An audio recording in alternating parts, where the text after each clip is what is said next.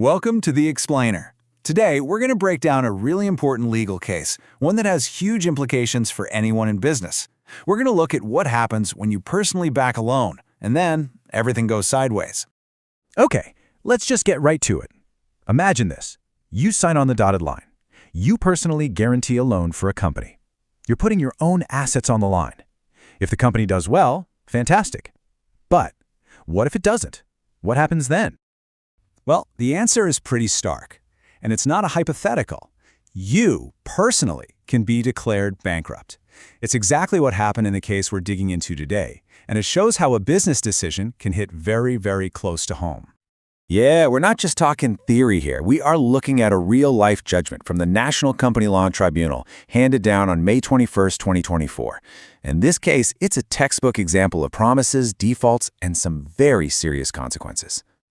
So how did we even get here? To really get it, you got to go back to the very beginning. It all starts with something that happens every day in the business world, a standard loan arrangement. A company needs money, a bank provides it, and one person makes a crucial promise. All right, so here are the main characters in our story. You've got the lender, that's State Bank of India, or SBI. You've got the company that actually received the money, the borrower. And then the key figure for us today, the personal guarantor, Mr. V. Muthuchandrasekar. So what exactly is a personal guarantor? Well, they're essentially the bank's security blanket. They're the person who looks the bank in the eye and says, look, if the company can't pay you back, I will. It's a promise that basically ties their personal finances directly to the company's debt. And this is how it all went downhill. Step 1, the loan is given. Simple enough. But then, step 2, the company stops making payments. It defaults. The loan becomes what's known as a non-performing asset, an NPA. And eventually, the company itself just went under. It entered liquidation. And that's what kicked off the whole legal chain reaction. So the company is out of the picture. But the bank wasn't just going to write off that debt. They turned to their ace in the hole, the guarantor. And this is where the legal process really kicks into high gear.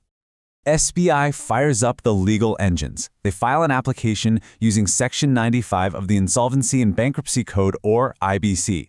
Now, you got to understand, this section is a big deal. It's the tool that lets a creditor go right past the now-defunct company and aim directly at the personal assets of the individual guarantor.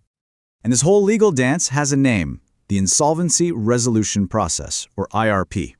Think of it as the official playbook for sorting out exactly this kind of mess for both companies and individuals.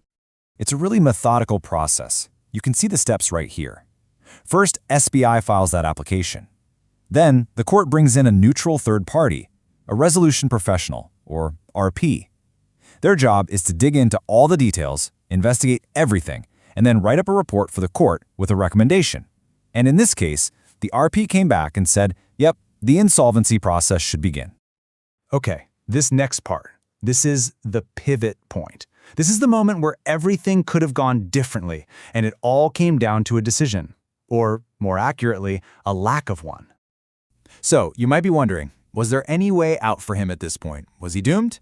And the answer is no! The law actually provides an off-ramp, a chance to hit the brakes and try to resolve things. So, what was it? It's surprisingly simple, really. All he had to do was submit a repayment plan. Just come to the table and say, okay, here's how I'm going to make this right. Here's a credible plan for how I'll pay back the debt. But he never did. And that, right there, was the fatal mistake. That opportunity to negotiate, to take some control of the situation, he just let it slip by. No plan was ever submitted. And here's the legal kicker. In the eyes of the court, doing nothing was the same as saying no. The NCLT basically ruled that not submitting a plan is the same as submitting one and having it rejected.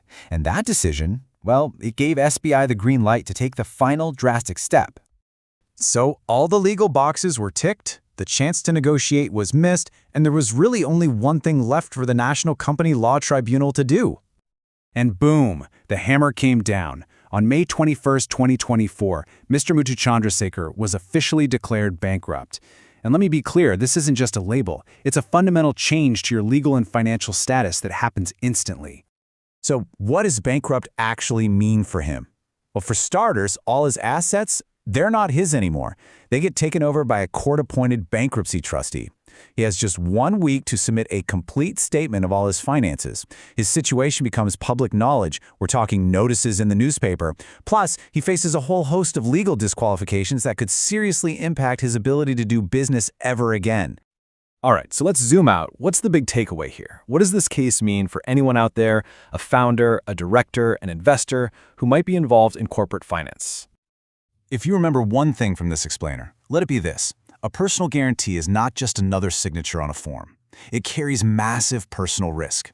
The law is crystal clear. Even if the company that took the loan is long gone, your personal promise to the bank remains, and it is absolutely enforceable. And maybe the biggest lesson of all, you cannot just stick your head in the sand and hope it goes away. As this case proves, ignoring the legal process is the surest and fastest path to the worst possible outcome. Engagement is everything. So we'll leave you with this question to chew on. When you sign that personal guarantee, you are literally betting your house, your savings, your entire financial future on the success of a company. And after seeing a story like this one, you really have to ask yourself, is that a bet you're truly willing to make?